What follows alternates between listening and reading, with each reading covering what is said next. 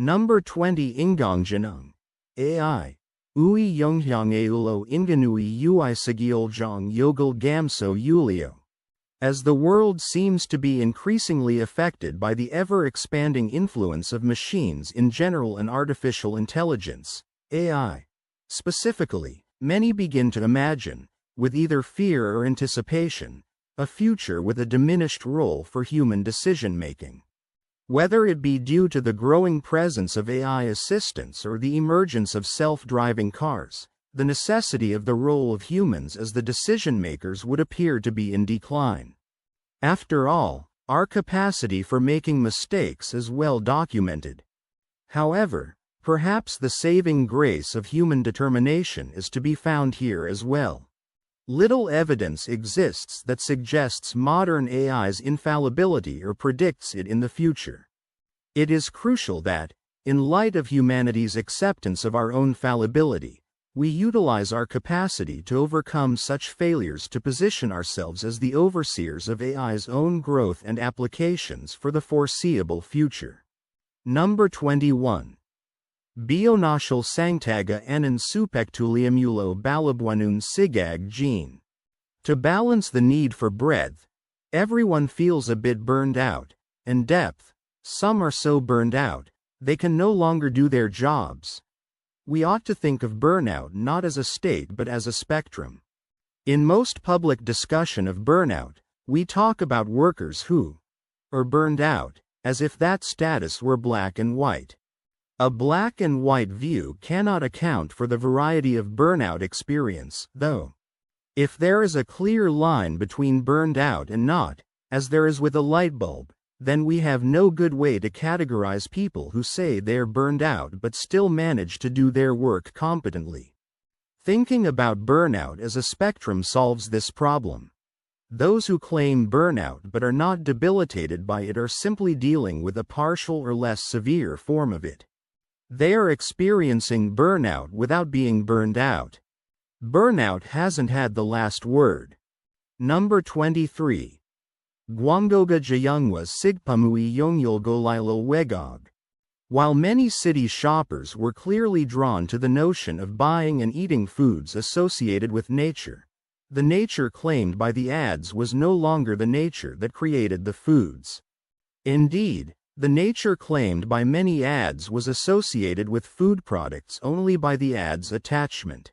This is clearly a case of what French sociologist Henri Lefebvre has called the decline of the referentials, or the tendency of words under the influence of capitalism to become separated from meaningful associations.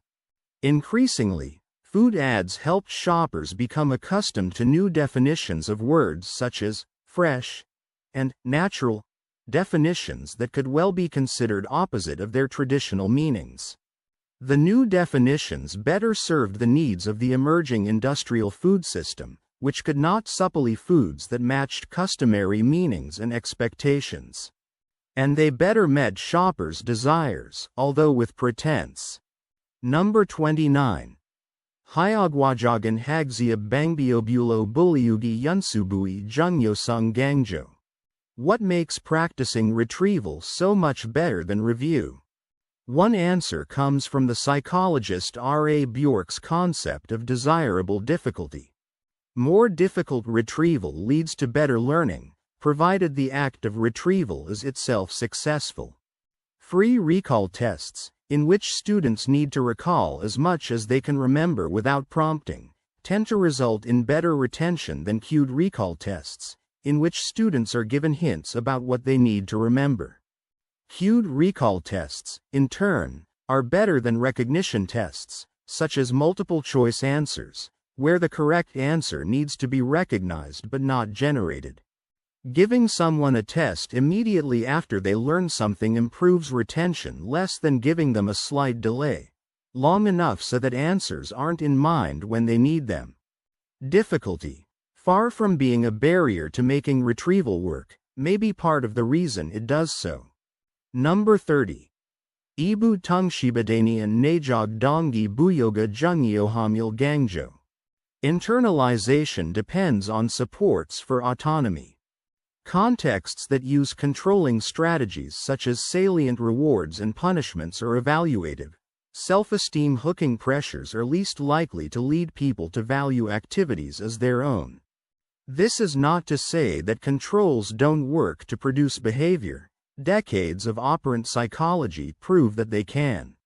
It is rather that the more salient the external control over a person's behavior, the more the person is likely to be merely externally regulated or introjected in his or her actions.